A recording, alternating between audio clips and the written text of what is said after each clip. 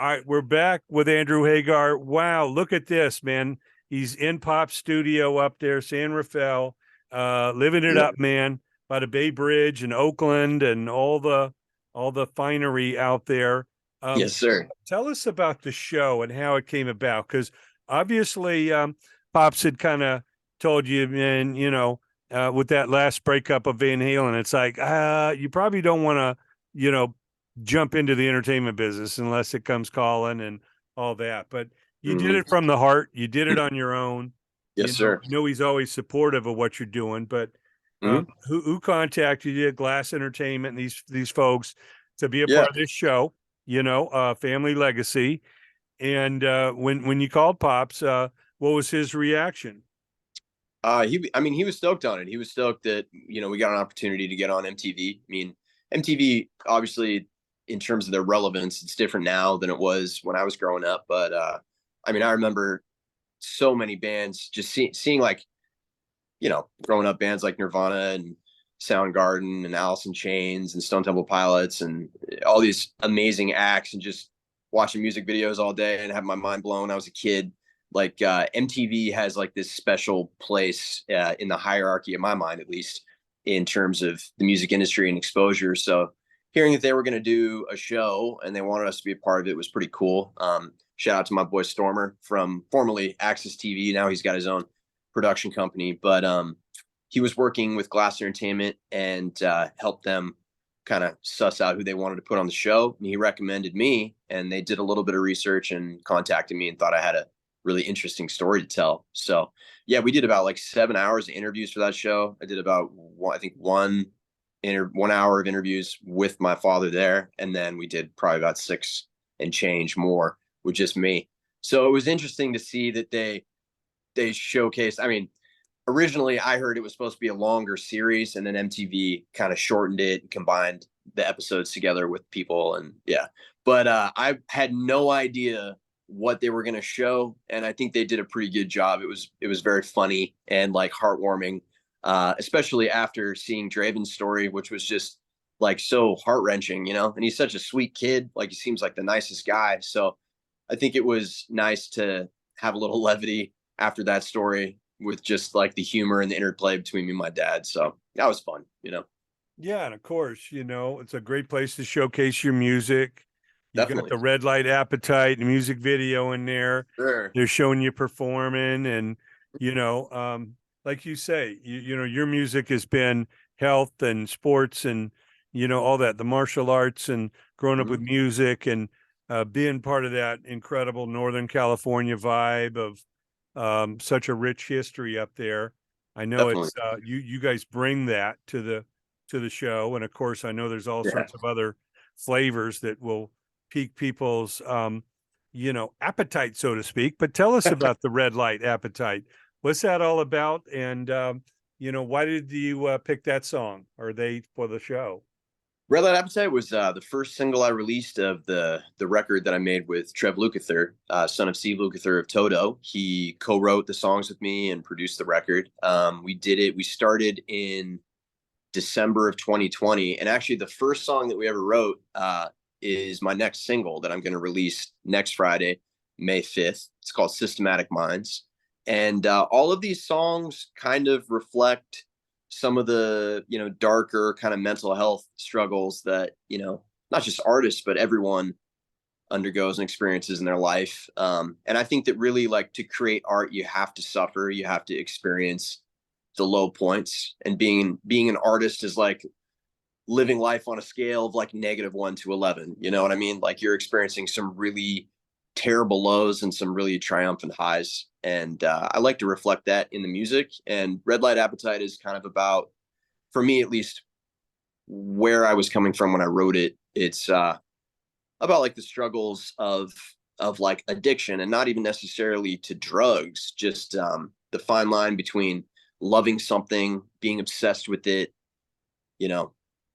There's a weird interplay with everything in life. When you really love something, it almost becomes like an unhealthy obsession. And that's kind of what I wanted to explore a little bit with that song, and my own personal struggles with some of those things. Sure. So, well, I learned at an early age the idea of balance, and of course, yes.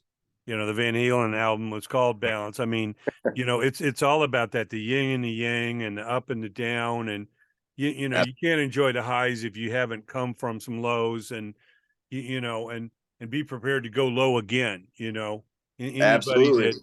that gets used to any one thing and starts to phone it in is highly unauthentic, in my book. And Absolutely. I know Trev Lukather. He's been to my office right here, and awesome Awesome. creative guy. And yeah, seeing Yep. his pops like your pops, it's music's in the blood, and one way or the other, it's gonna come out, and Definitely. it's a big shadow. But people will ultimately judge you on your spirit and what you do. There's Yeah. going to be a younger generation coming up that doesn't even know who Sammy is. They're like, well, who? No. What? They're And like, I know yeah. Andrew, but really, he's got a dad, But Right.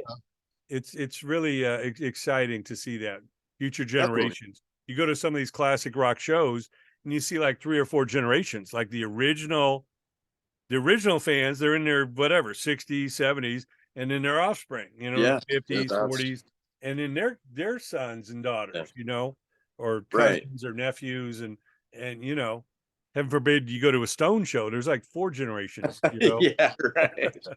Yeah, it's but really cool though to see that. I love that there's younger people who are really getting into rock and roll. I love the resurgence of kind of the classic rock sound with bands like Dirty Honey. It's like there's a lot of really cool music coming out, and people, it's so funny. People always talk about, oh, rock and roll's dead. And I'm like, whatever, people say the same thing about boxing. Oh, I've heard, oh, boxing's dead for, the past like 20, 25 years. And like, we're arguably in one of the most exciting modern eras of boxing, regardless of how you feel about YouTube boxing and all this other stuff. Like, there are a lot of great fighters out there, just like there are a lot of great rock and roll bands of all genres. Like, whether we're talking about the modern classic rock sound, whether we're talking about garage rock, even like this new resurgence of, punk and post-punk bands. Like, there's a lot of really cool stuff out there. And just because it's not getting major airplay on, whatever, at this point, getting play on like TikTok, which is whatever, like modern radio almost, I guess. That's how a lot of bands are breaking. But if you're really looking for cool music, you can find it. You just have to look a little bit harder than maybe you would have to have looked when things were on MTV. yeah, and that's what really makes it worthwhile. If you've kind of Yeah. searched and found a band or an artist before they, got huge or something, and Hmm. sometimes you feel a little slighted then when everybody jumps on the bandwagon. They're like, man, that was my band. Sure. What the hell you? Yeah, right. But But as long as it's funny. They're all looking for clickbait. Oh, the yeah, rock dead. This is dead. And then on the other side, they'll say, oh, Tupac is still alive. Elvis is still alive. You know what I mean? right. Well, wait a That's minute. just crazy Is it stuff. alive or dead? What? Well, I mean, with AI now, obviously people are able to do all kinds of wild stuff. And if record labels or the estates that hold the rights to the music wanted to, it's like they could create whole new catalogs using AI, which is amazing and also kind of terrifying in a way. Well, it's So very scary because yeah, there's an authenticity about the creative spirit that only a human, and a very yeah, special human at that, can make. And now right. all of a sudden, if you can have these robots taking over, and oh, we don't need humans anymore, everything's Yeah. automated, and here, check out the new, whatever album, and Yeah. it's like, man, are they going to try and do away with the human creative experience? Well, I mean, we're going through a pretty interesting time right now where I think more people should be asking those types of questions. I mean, there's people out there who are really fully embracing AI that love the benefits of it. There's a lot of students that are using it to, sharpen up their report cards and write essays that they maybe wouldn't be able to write using ChatGPT, which is interesting. And then there's people obviously like the scandal with the Drake song that was generated purely by AI, and there's been plenty other artists. I think they did a Nirvana song that was written completely by AI.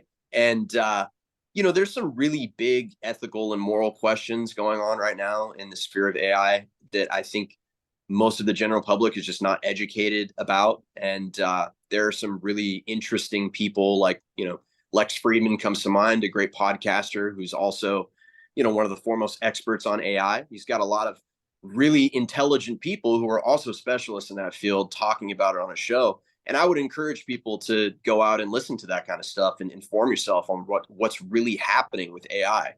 And circling back to, my music, the single that's coming out next week, Systematic Minds, is definitely inspired by a lot of the current conversation about AI and some of the questions we're not asking ourselves about this, potentially tumultuous future we're barreling towards. And again, like, just maybe it's a little heady for most people, but these are really important questions you need to ask yourself. So I would encourage everybody to get a little more informed.